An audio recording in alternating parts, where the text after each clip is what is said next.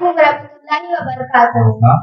Good morning, everyone, respected committee, parents, and all my dear friends. My name is Zunaida Begum, and today I am going to say a few words about how did Allah create this universe. बिस्मिल्लाहिर्रहमानिर्रहीम। तर्जुमा, अल्लाह के नाम से शुरू जो निहायत रहम वाला है।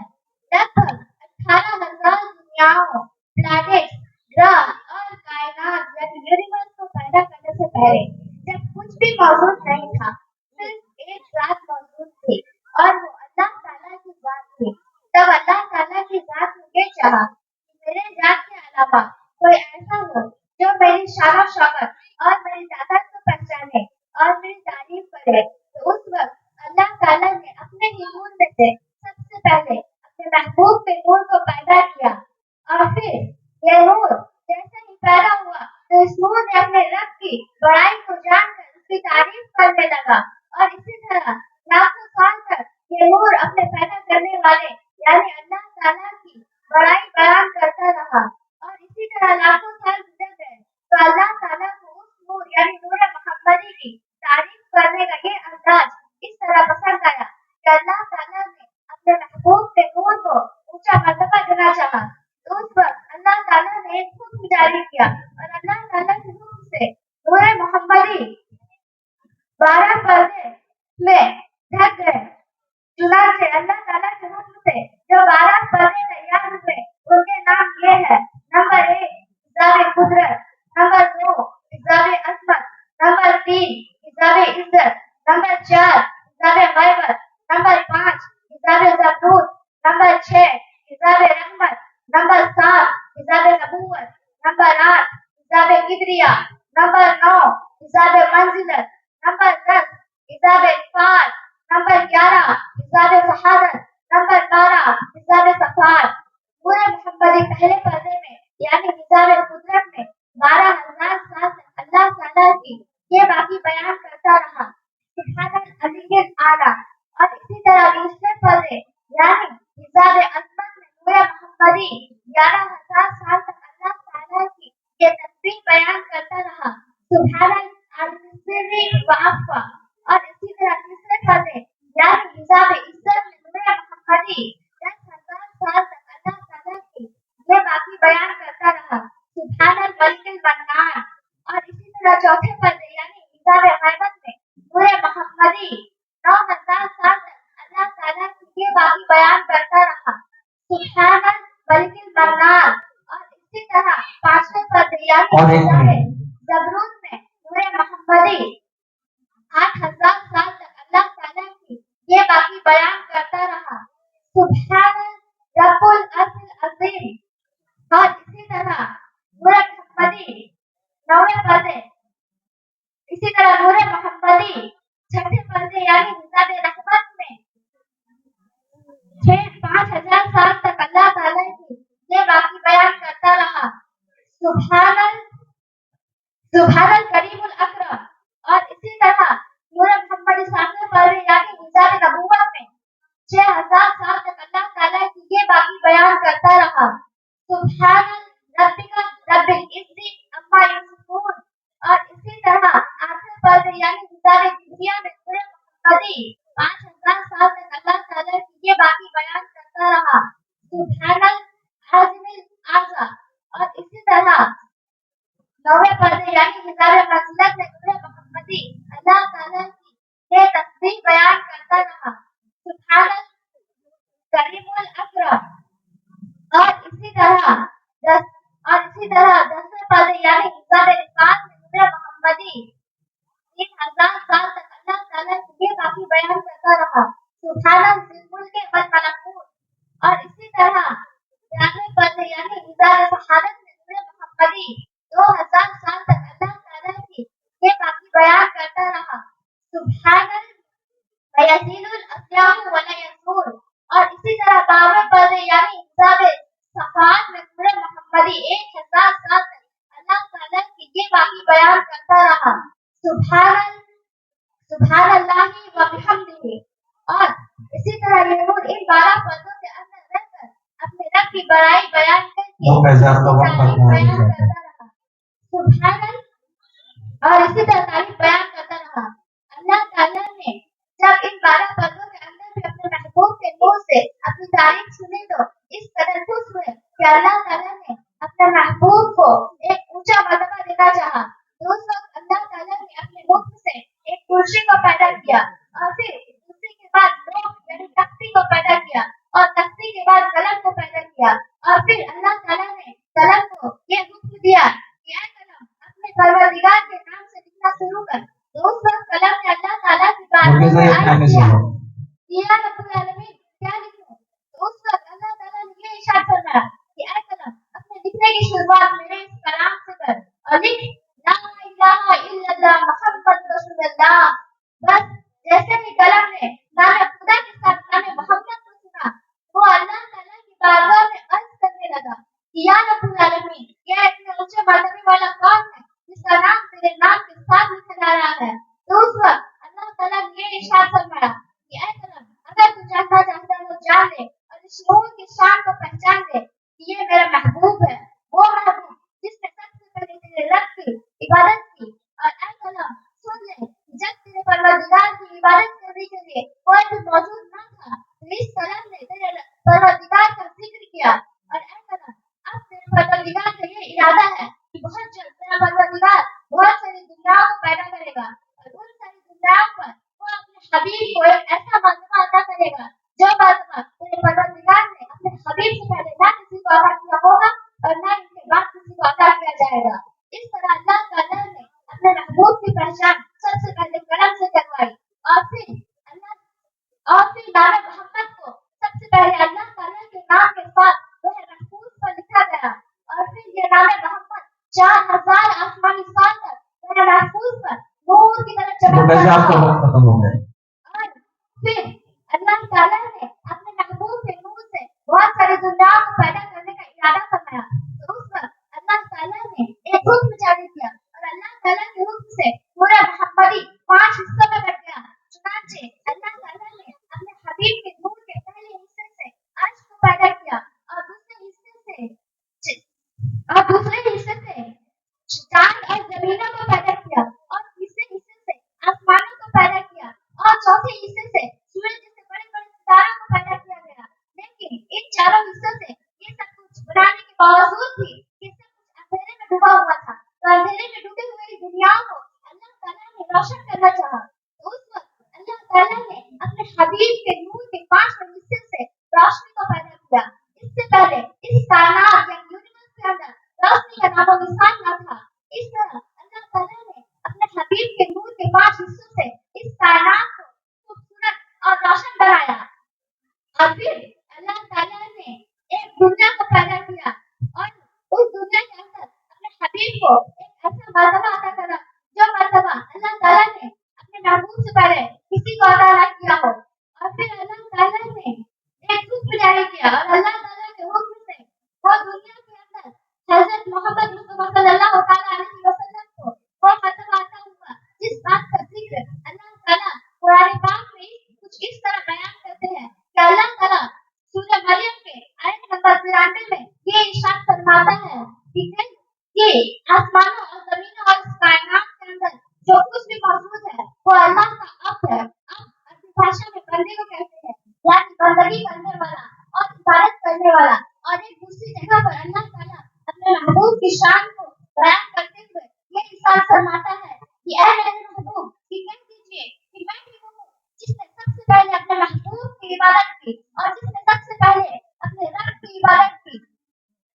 और ये बात याद है कि जब हुजूर पाक सल्लल्लाहु अलैहि वसल्लम इस दुनिया के अंदर तशरीफ लाए तो बेशक आप एक इंसानी शक्ल के अंदर पैदा किए गए लेकिन हकीकत में आप सल्लल्लाहु अलैहि वसल्लम की जाते खुद एक नूर है जिस नूर से तमाम कायनात या यूनिवर्स चमक रही है और जिस नूर की वजह से इस कायनात को पैदा किया गया हो। और अल्लाह ताला ने इसे पैदा सिर्फ इसलिए किया ताकि वो अपने महबूब के नूर को बयान कर सके। और फिर अल्लाह ताला ने एक मखलूक को पैदा किया और उस मखलूक को अल्लाह ताला ने अपने महबूब की बारगाह दिखाने के लिए पैदा किया।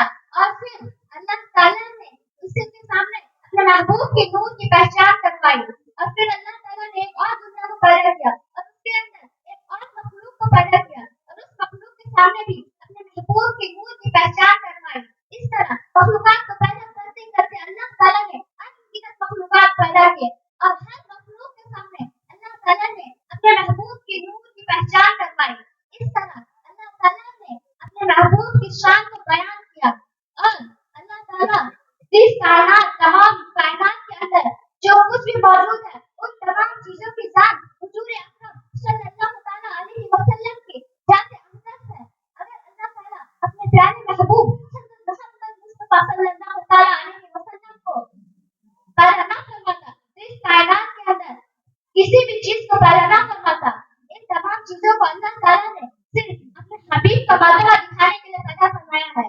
جیسا کہ ایک شاعر بڑے خوبصورت انداز میں حضور اکرم صلی اللہ تعالیٰ علیہ وسلم کی شان کو بیان کرتا ہے کہ وہ جو نہ تھے تو کچھ نہ تھا, وہ جو نہ ہو تو کچھ نہ ہو, کہ وہ جو نہ تھے تو کچھ نہ تھا, وہ جو نہ ہو تو کچھ نہ ہو, جان ہے تو جہان کی, جان ہے تو جہان ہے.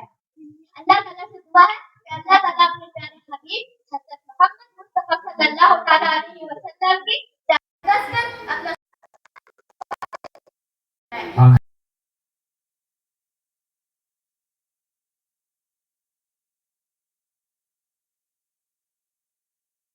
علیکم.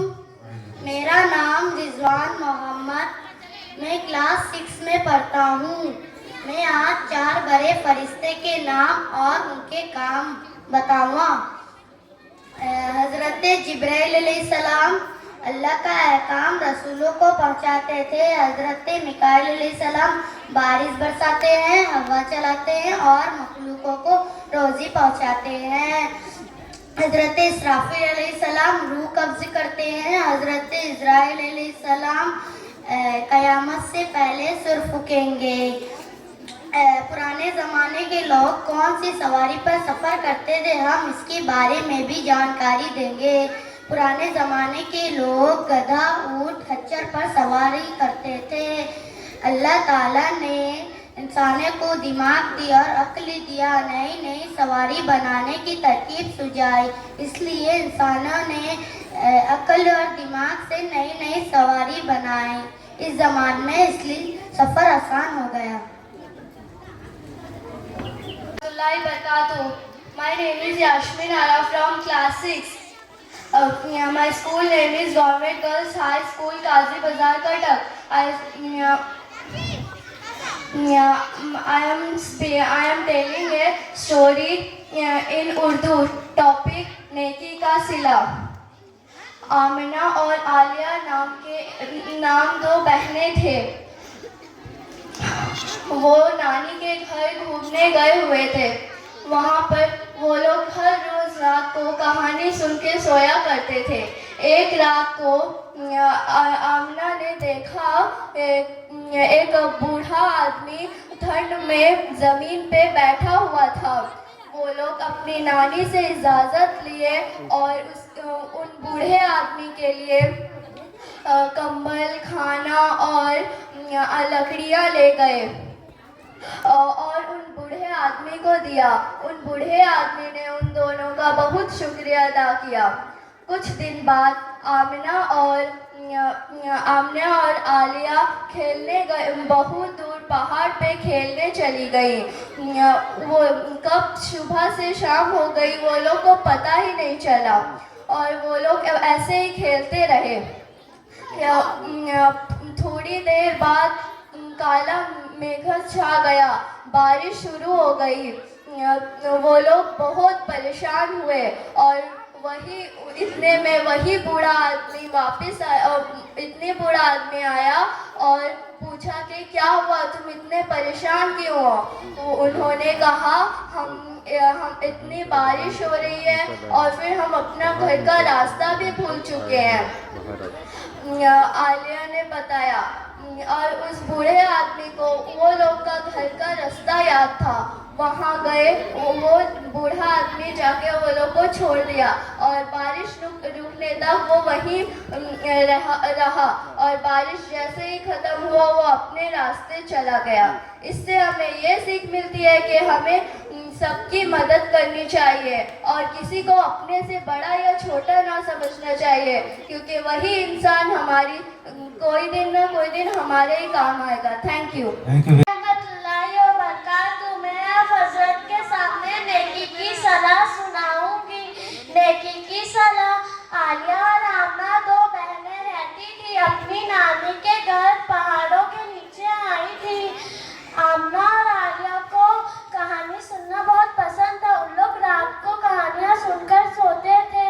ایک دن آمنہ کو ایک بوڑھے سے انسان دکھے ٹھنڈے میں زمین پر بیٹھتے ہوئے. عالیہ اور آمنہ اپنی نانی سے اجازت لے کر وہاں گئی. ان کو کچھ پہننے کے لیے کپڑا، کھانے کے لیے کھانا اور لکڑیاں دے کر گئی. اور ایک دن عالیہ اور آمنہ کھیل رہی تھی پہاڑوں کے نیچے. صبح سے شام ہو گئی، انہیں پتہ بھی نہیں چلی اور ان لوگ راستہ بھول گئے تھے. پھر اچانک سے وہ بوڑھے آئے. ان لوگوں کو پوچھے کیا ہوا. ان لوگ نے بتایا کہ ہم راستہ بھول گئے ہیں. وہ آدمی کو راستہ پتا تھا. ان نے ان لوگوں کو صحیح سلامت لے کر پہنچایا اور بارش رکنے تک انہیں ان کے گھر میں بیٹھا. السلام علیکم. السلام علیکم. میرا نام مرزا افشین ہے. میں کلاس 4 میں پڑھتی ہوں. میں ایک بندر اور مگرمچھ کی کہانی سنانے والی ہوں. ایک مگرمچھ بھوکا تھا اور وہ گھوم رہا تھا. تو اس کو تالاب کے کنارے مچھلی دکھی تو وہ نہیں پکڑ پایا. تو وہ ایک گچھ کے کنارے جا کر سو گیا. تو وہیں پہ ایک اس کو بندر دکھا جو بیر کھا رہا تھا. تو اس کو وہ بولا اگر تمہارے پاس کچھ بیر ہے تو مجھے دے دو. تو بندر بولا کیوں نہیں، لو.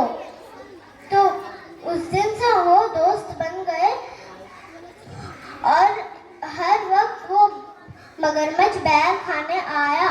اور ایک دن اس نے بولا میری بہن کے لیے مجھے بیر چاہیے. تو اس کی بندر دوست نے اس کو بیر دیا. تو وہ اپنی بہن کے لیے بیر لے گیا. تو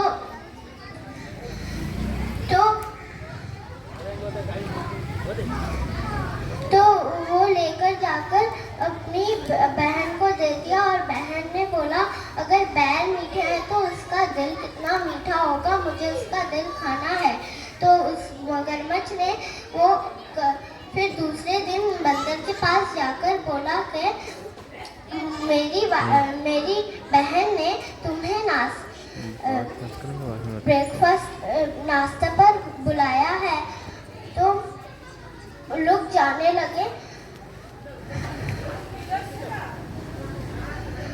تو پھر بہت اچھے تالیاں بچے کے لیے. اور پھر وہ جا کر بلایا اور وہ چلے گئے. راستے میں تھے اور بندر نے پوچھا کہ تمہاری بہن نے ہم دونوں کے لیے کیا بنایا ہے. تو اس کے بھائی نے بولا کہ میری بہن نے تمہارے لیے کیلے بنائے ہیں. تو بندر بولا کہ ٹھیک ہے چلو. تو پھر آدھے راستے میں مگرمچھ نے بولا کہ میری بہن نے تمہارے دل کھانے کے لیے تمہیں راستے پر بلایا تھا. تو اس لیے بندر بولا کہ میرے گچھ کے پاس چلو اور میں تمہیں نکلی بیر دوں گا اور تم اس کو دے دینا. تو وہ بیر کے گچھ کے پاس چلا گیا. اس کے بعد وہ بندر گچھ کے اوپر چڑھ گیا اور بولا کہ نہ ہی تمہیں میرا دل ملے گا نہ ہی بیر. Thank you. Okay well done Mirza Afsheen. Good afternoon, everyone. Myself is Arif Farag from Class 5, Section 8, the Rana Group of School. And today, I am presenting a story about friendship. At first, I want to ask you, what is friendship? What is the meaning of friendship? Think. Okay, let me tell you. Friendship is the hardest thing in the world that you cannot explain in the words. It is like the two rings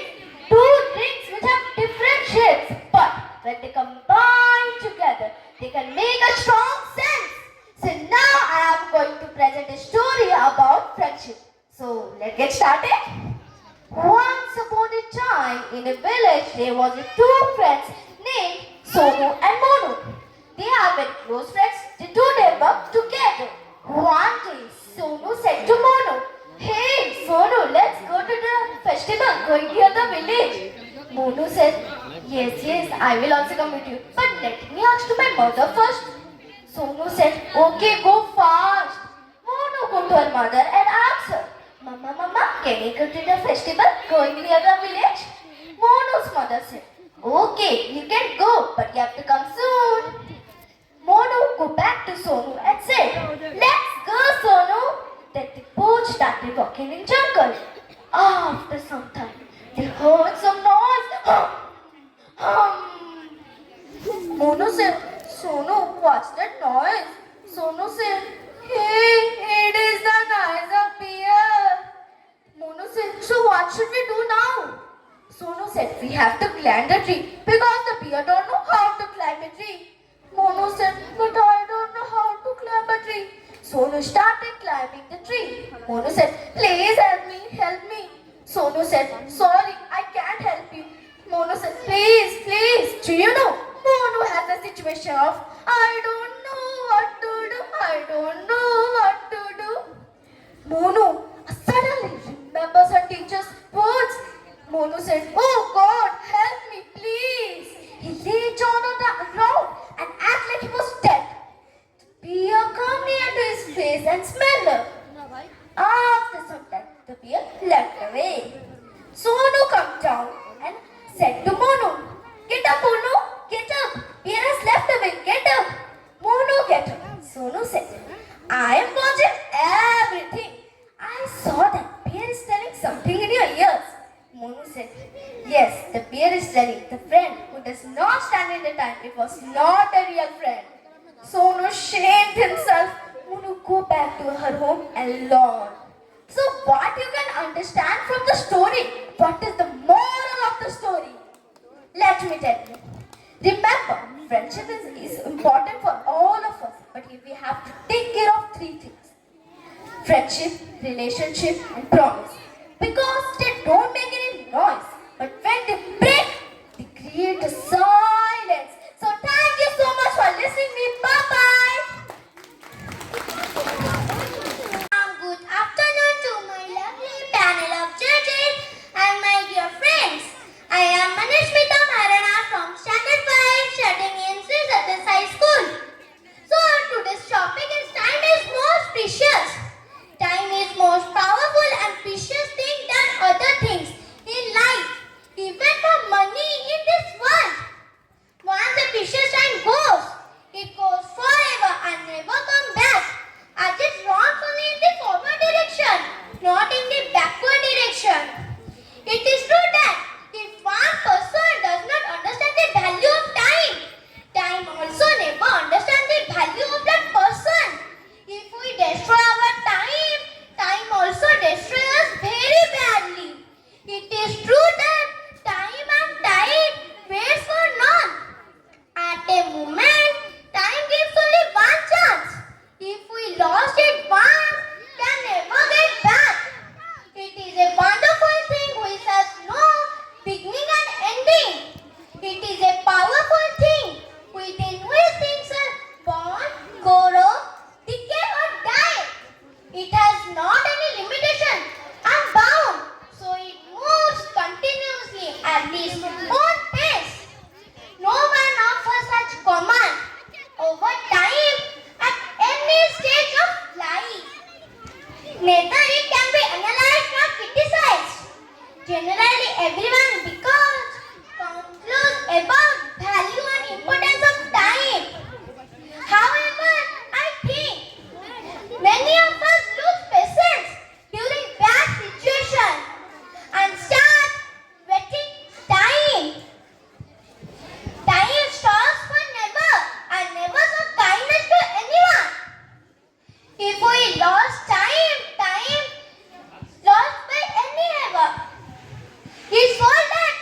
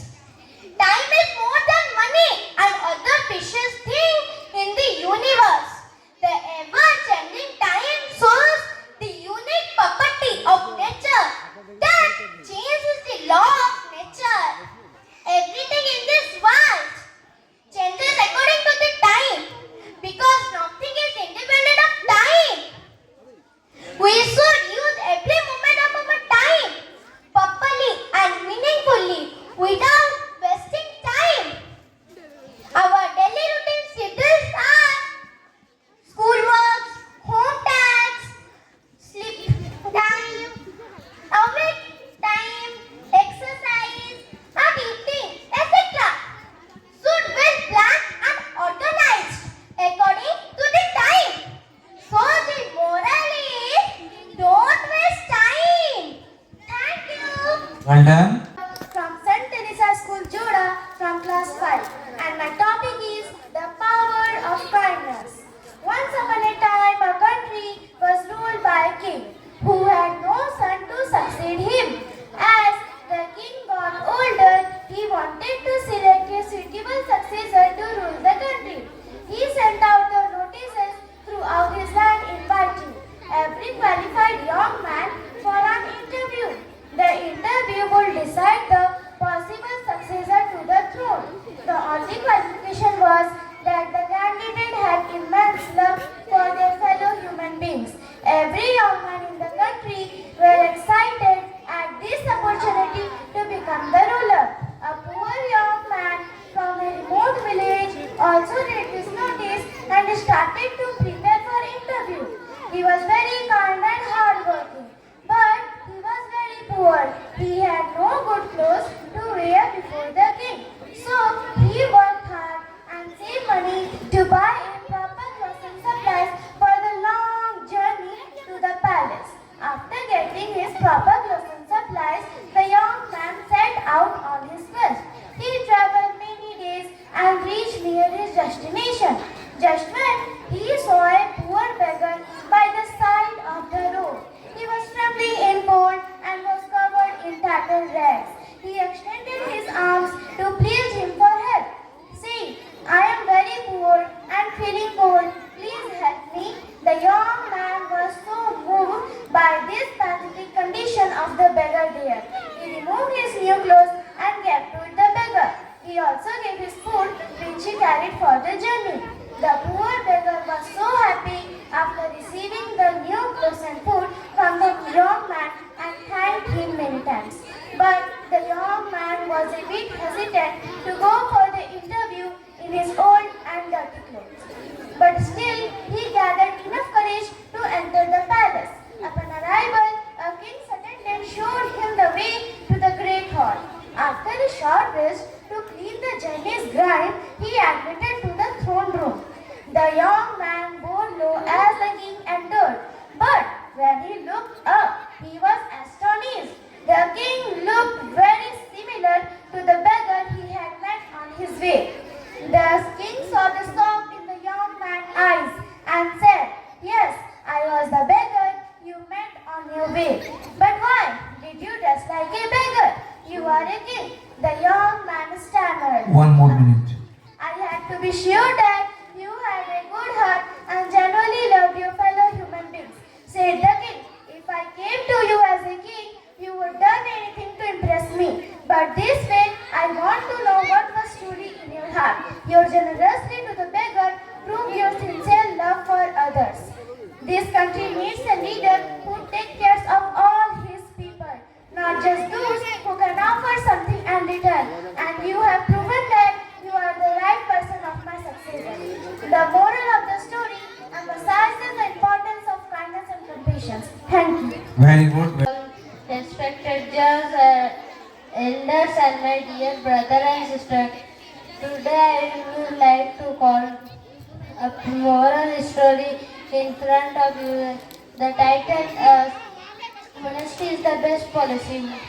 Silence, please. A poor woodcutter named Ram lived in a outskirts of the village. He would go to a nearby forest every single day to cut trees and would sell the wood to a wealthy in order to earn his livelihood. And when he cutting a tree near a river, his axe slipped out of his hand and fell into the river. And his axe is only meant for earning money. He prayed for help, and suddenly miracle occurred, and a God present in front of him. And he prayed sincere, and God come before him, and he said to Ram, "What is your problem?" And Ram explained the entire episode. And God said, "I will help him out." Then God go to the under the water and take out a silver axe and seeing this silver axe, Ram said, "This is not mine. My axe is made up of an iron." Then God searched again and find out a golden axe, shining axe, and seeing the golden shining tool, Ram said, "This is not mine. My axe is made up of iron." At last, God take out the iron axe, and seeing this, Ram said, "It is mine," and take out, accept it, and going to his home. God,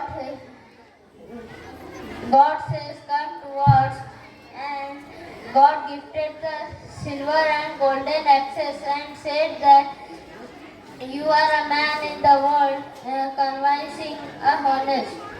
The moral of the story is honesty is the best policy. Thank you. Okay, well done. Next is Here. My name is Alia Jalil. I am going to tell about the story of Thomas Alva Edison. One day, the young Thomas Edison came home and handed a paper to his mother from his school. He told her, "My teacher gave me and told to me to give it only to you." His mother's eyes were tearful as she read the letter out loud to her son. "Your son is a genius," he told her. "The school is too small for him and doesn't have a good teacher for training him. Please teach him yourself." After years, Edison's mother died and he was known as one of the greatest inventors in the century. One day, he was going to his old family things. Suddenly, he noticed a folded paper in the corner of the drawer. He took it and opened it up. On the paper, it was written, "Your son is the adult. We won't let him to come to school anymore." Edison cried for hours, and then he wrote in his diary that Thomas Alva Edison was an adult that shined by a hero, became the genius of the century. Thank you. thank you very